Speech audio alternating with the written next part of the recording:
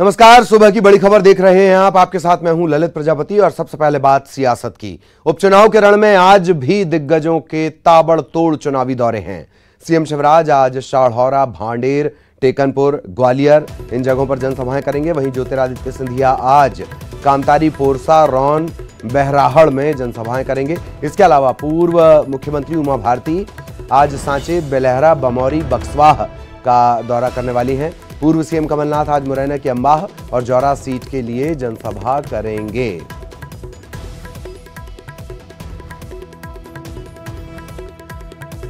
तो दिग्गजों का तूफानी चुनावी दौरा आज होना है और सीएम शिवराज, पूर्व मुख्यमंत्री उमा भारती, सांसद ज्योतिरादित्य सिंधिया, ये सभी आज मैदान में फिर से रोज की तरह नजर आएंगे। सीएम शिवराज आज शाढ़ौरा, भांडेर, टेकनपुर, ग्वालियर इन जगहों पर जनसभा करेंगे। ज्योतिरादित्य सिंधिया कामतारी, पोरसा, रौन, बहराहड़ इन जगहों पर जनसभाएं करेंगे। पूर्व मुख्यमंत्री उमा भारती आज सांचे, बेलहरा, बमौरी, बक्सवाह इन जगहों का दौरा करेंगी। कांग्रेस की तरफ से पूर्व मुख्यमंत्री कमलनाथ आज मुरैना की अंबाह और जौरा सीट के लिए जनसभा करेंगे। कांग्रेस के पक्ष में मतदान की अपील करेंगे।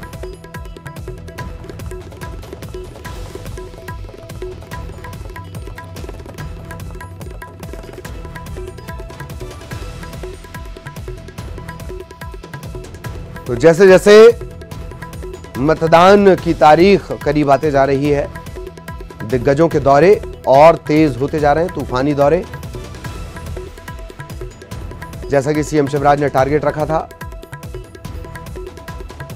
90 जनसभाओं का टारगेट उनके द्वारा रखा गया था। एक दिन में 3 सभाएं वो करते हैं तेजी से। आज शाढ़ौरा, भांडेर, टेकनपुर, ग्वालियर इन जगहों पर उनकी जनसभा है। ज्योतिरादित्य सिंधिया आज कामतारी, पोरसा, रौन, बहराहड़ इन जगहों पर जनसभाएं करेंगे। खास बात, उमा भारती भी आज मैदान में नजर आएंगी। आज वो सांचेत, बेलहरा, बमौरी, बक्सवाह इन जगहों का दौरा करेंगी।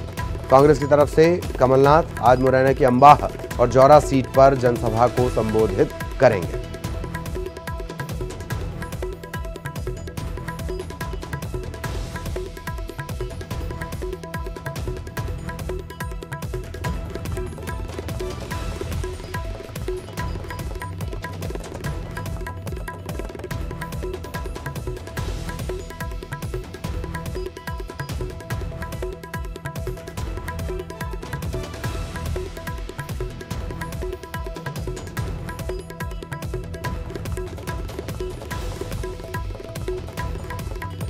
तीन तारीख को मतदान, 10 तारीख को नतीजे। तो 3 तारीख से पहले दम दिखाने की तैयारी। एक बार फिर आपको बता दें, आज उमा भारती भी मैदान में होंगी और वो भी जनसभाओं को संबोधित करेंगी। प्रद्युम्न लोधी करीबी माने जाते हैं, करीबी नेता माने जाते हैं उमा भारती के।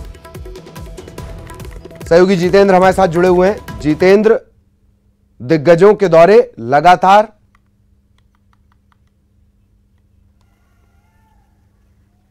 बिल्कुल ललित, अगर बात करें तो जैसे जैसे चुनाव की बेला करीब आती जा रही है, लगातार जो बड़े बड़े नेता हैं अपने चुनावी प्रचारों की जो है रफ्तार को और बढ़ाते जा रहे हैं। अगर बात करें तो तीनों बड़े जो दिग्गज नेता हैं, जिनमें मुख्यमंत्री शिवराज सिंह चौहान और सांसद ज्योतिरादित्य सिंधिया और इसके अलावा पूर्व मुख्यमंत्री कमलनाथ, ये लगातार अपने दौरे और उनकी जो रफ्तार उसे बढ़ाते हुए नजर आ रहे हैं।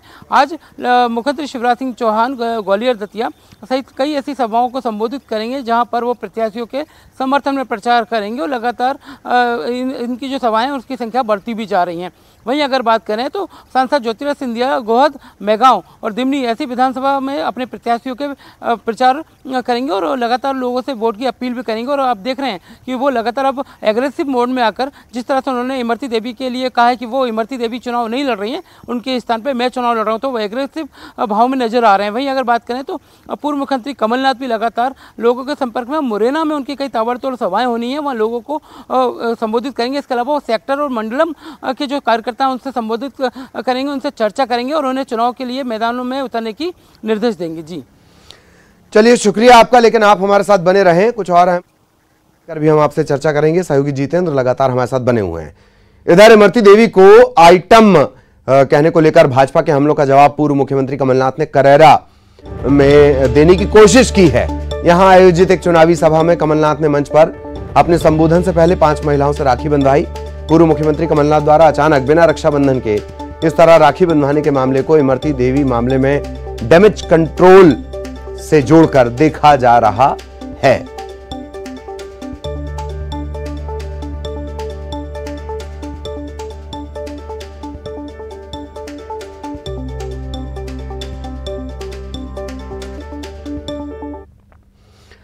और वहीं आइटम वाले बयान को लेकर केंद्रीय चुनाव आयोग ने कमलनाथ को नोटिस जारी किया है। जवाब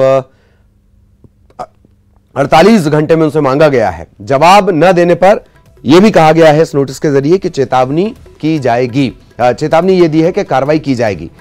कुछ दिनों पहले का यह मामला है। डबरा में मंत्री इमरती देवी बीजेपी की उम्मीदवार और मंच से आइटम का शब्द का इस्तेमाल किया गया था। इसके बाद सियासी बवाल लगातार मचा हुआ है। राहुल गांधी ने भी इस बयान को लेकर अपनी असहमति जताई है। उन्होंने कहा कि इस तरह की भाषा को वो कभी समर्थन नहीं करेंगे।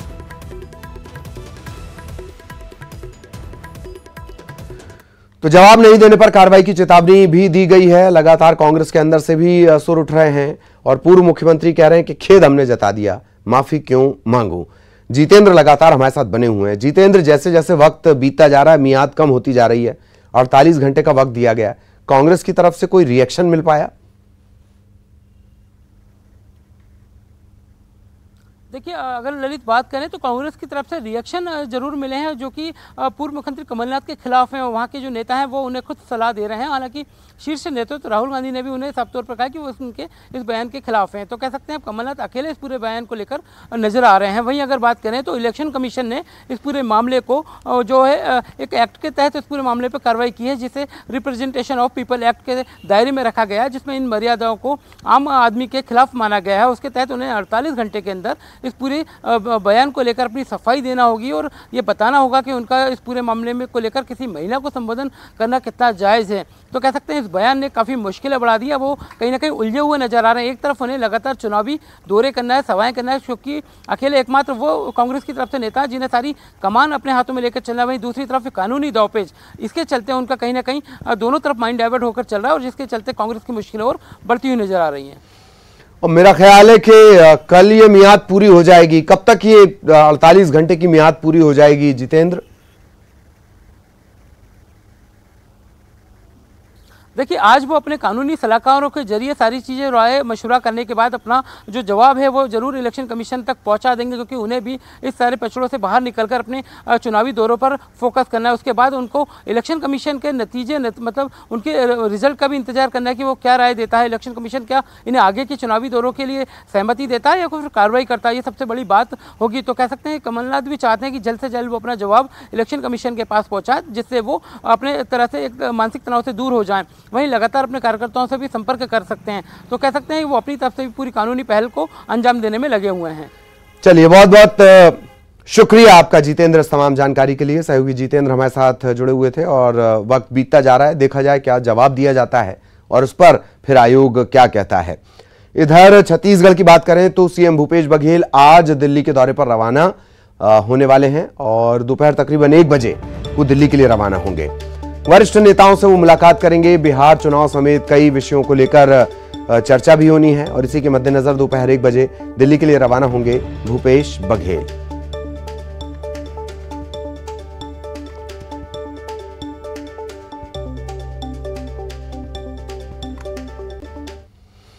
और आखिरकार राजभवन और भूपेश सरकार के बीच सहमति बन गई है। इसके बाद ही विधानसभा सचिवालय ने विशेष सत्र के लिए अधिसूचना जारी कर दी है। छत्तीसगढ़ सरकार केंद्र सरकार के कृषि कानूनों से अलग प्रदेश के किसानों के लिए कानून बनाने जा रही है। इसकी घोषणा कैबिनेट की बैठक के बाद कृषि मंत्री रविंद्र चौबे ने मीडिया को दी थी और इसके बाद से प्रदेश में राजनीतिक गलियारे में गहमा गहमी का माहौल था। एक तरफ प्रदेश सरकार केंद्र सरकार के कृषि कानून को किसान विरोधी बता रही है, दूसरी तरफ प्रदेश सरकार को घेरने में विपक्ष कोई कसर नहीं छोड़ रहा।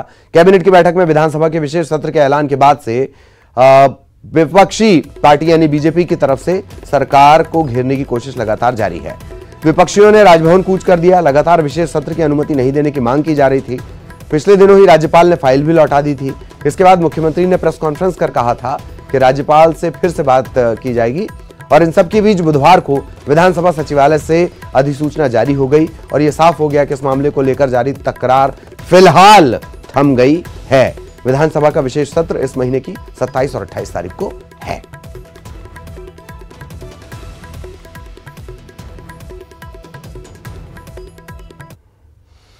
और मरवाही उपचुनाव के अखाड़े से भले ही जोगी कांग्रेस के सभी प्रत्याशी चुनाव मैदान से बाहर हो गए हों, लेकिन अब जोगी कांग्रेस मरवाही विधानसभा क्षेत्र की जनता के पास जाकर न्याय यात्रा अभियान चला रही है।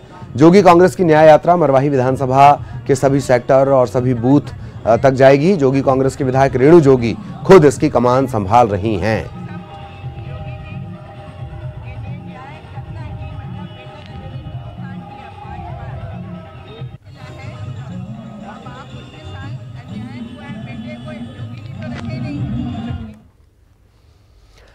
और यहां रुकेंगे एक ब्रेक के लिए।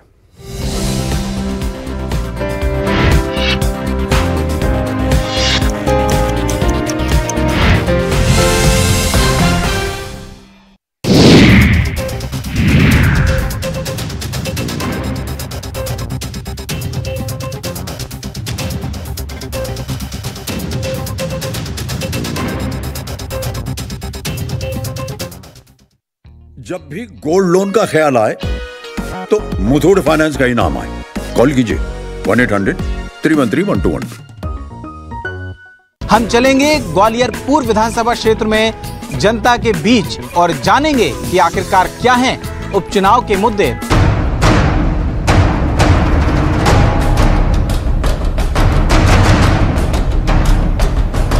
विकास तो कुछ है नहीं है, सड़कें वैसी वैसी बड़ी हुई हैं।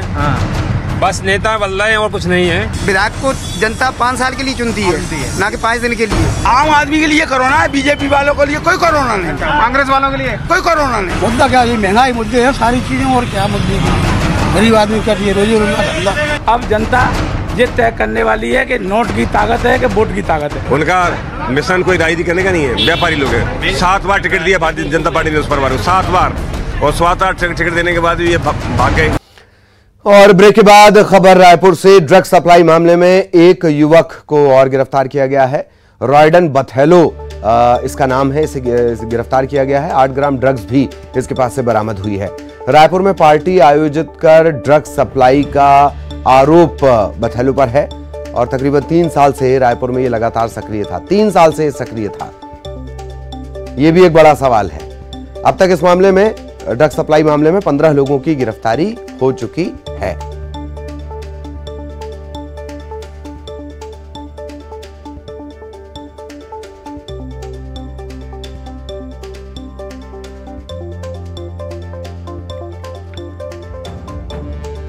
रॉयडन बथेलो इसे गिरफ्तार किया गया है। इससे पहले एक मॉडल और डीजे युवती, उसकी भी गिरफ्तारी हो चुकी है। कोकीन की सप्लाई के मामले में गिरफ्तारी हुई है। तभी न्यूज 18 मध्य प्रदेश छत्तीसगढ़ ने आपको बताया था कुछ और गिरफ्तारियां इस मामले में होने वाली हैं। व्यापारी निशाने पर हैं, कुछ व्यापारी रडार पर हैं। छात्र, उनकी भी एक लिस्ट मिली है पुलिस को। छत्तीसगढ़ में कमोबेश ज्यादातर बड़े शहरों में ये नेक्सस काम कर रहा है। छोटे जो शहर हैं, छोटे जो कस्बाई इलाके हैं, वो गांजे के सप्लाई सर्किट के तौर पर इस्तेमाल हो रहे हैं। नशे का पूरा एक कारोबार छत्तीसगढ़ में फल फूल रहा है, या कहें कि फल फूल चुका है, पनप चुका है।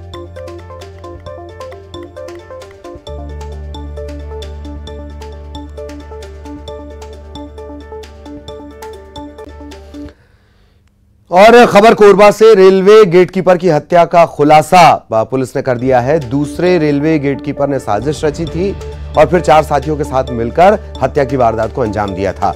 वजह तलाशने पे ये सामने आई है कि अधिकारियों से जो मृतक है उसने शिकायत की थी। वो लगातार शिकायत करते रहता था और इसी बात से आरोपी नाराज था।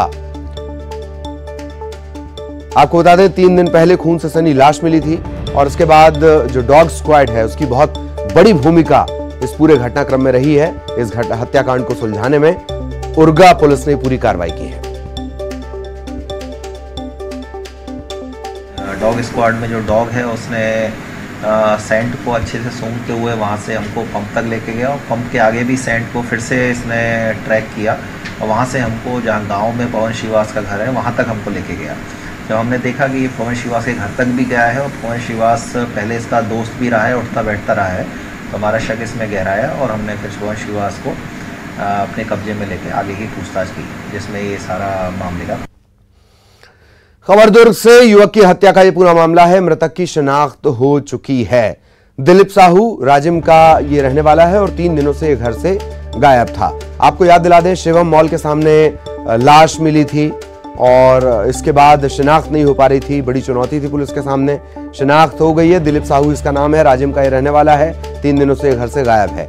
पुलिस फिलहाल संदिग्धों से पूछताछ कर रही है। ये दावा किया जा रहा है कि जल्द इस मामले का खुलासा पुलिस की तरफ से कर दिया जाएगा।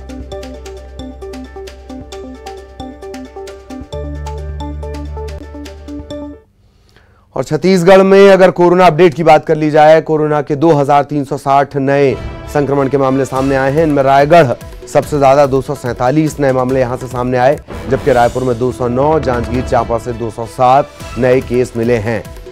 1852 लोगों ने कोरोना को मात भी दी है। ठीक होकर डिस्चार्ज होकर ये घर जा चुके हैं। फिलहाल प्रदेश में एक्टिव मरीजों की संख्या है 25,795 और अलग अलग जगहों पर अलग अलग अस्पतालों में इनका इलाज लगातार चल रहा है।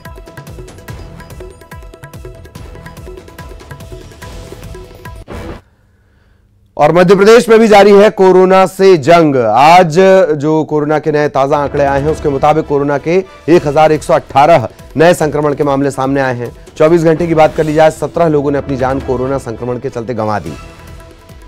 अच्छी बात यह कि 1222 लोग ऐसे भी जो कोरोना को मात देकर ठीक हुए, डिस्चार्ज हुए। फिलहाल एक्टिव मरीजों की संख्या मध्य प्रदेश में अगर बात की जाए तो 12,386, जिनका अलग अलग जगहों पर इलाज चल रहा है।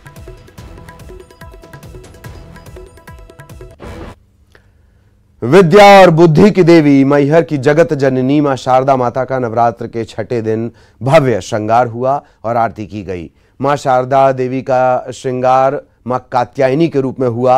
आज षष्ठमी के दिन आरती के पश्चात श्रद्धालुओं के लिए मां शारदा देवी मंदिर के कपाट खोले गए। हर भक्त का मेडिकल टेस्ट हुआ और उसके बाद मंदिर में उसे प्रवेश दिया जा रहा है। इधर उज्जैन के छत्रेश्वर चामुंडा माता मंदिर में जग प्रसिद्ध है। यहां देवी छत्रेश्वरी और चामुंडा दोनों रूप में विराजित हैं। शारदीय नवरात्र में शासकीय पूजा के साथ माता को 56 भोग लगाया गया। फूलों और फलों से आकर्षक साज सज्जा की गई।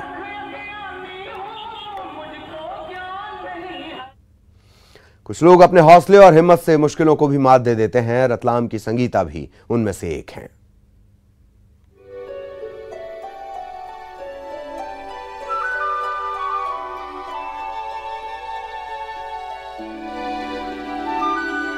जिंदा दिली की ये जीती जागती तस्वीर है रतलाम के वेद व्यास कॉलोनी की रहने वाली संगीता वर्मा की, जो दिव्यांग है लेकिन जिंदगी के हर रंग को उम्मीदों के कैनवास पर बखूबी उकेर रही हैं।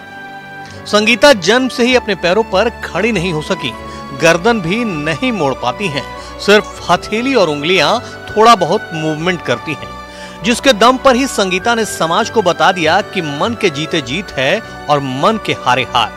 संगीता पेंटिंग और हैंडीक्राफ्ट की बहुत अच्छी आर्टिस्ट हैं।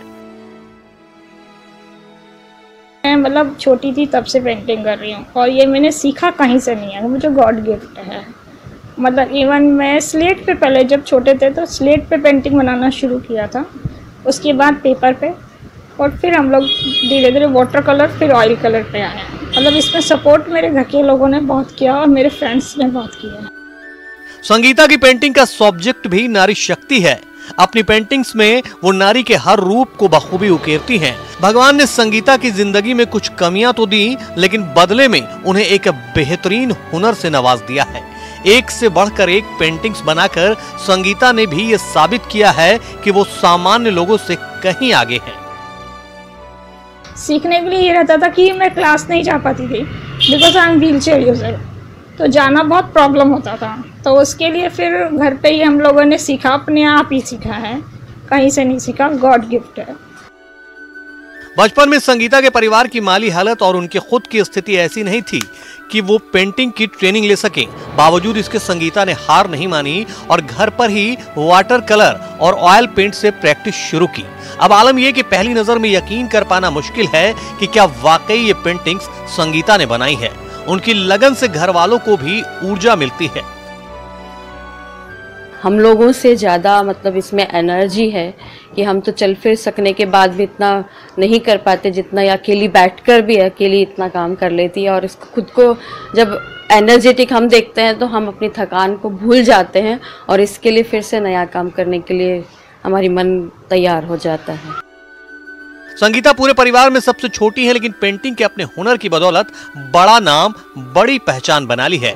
यही वजह है कि संगीता की पेंटिंग और आर्ट क्लास में बच्चों के साथ साथ बड़े भी स्टूडेंट बन चुके हैं और सब उनके मुरीद हैं। अंदर आपकी डिसेबिलिटीज को छुपाने के लिए गॉड ने गॉड गिफ्ट दिया है। उस एबिलिटी को आप इतना अपने अंदर से उभारो कि आपके डिसेबिलिटीज कहीं दिखे ही नहीं। ये मेरे को मेन दीदी से सीखने को मिलता है। दीदी को देख के बहुत एनर्जी मिलती है। इट्स लाइक कि आप दुनिया आपको ऐसे देखती है कि यू आर डिसेबल्ड, बट दीदी को देख के बिल्कुल ऐसा नहीं लगता है। वो अपने काम मोस्ट ऑफ दी खुद ही करती हैं एंड अगर हमको भी कुछ करना रहता है तो दीदी बोलती है मैं करूँगी तुम्हारे लिए। तो इट्स वेरी हेल्पफुल। दीदी बहुत फ्रैंक एंड बहुत केयरिंग भी है। संगीता जैसी महिलाएं उन लोगों के लिए नजीर हैं जो वक्त और हालात का रोना रोते हुए हिम्मत हार कर बैठ जाते हैं। लेकिन संगीता ने अपने हौसलों से अपनी पहचान बना ली है और जिंदगी को एक नई उड़ान दे रही हैं। सुधीर जैन, न्यूज़ 18, रतलाम।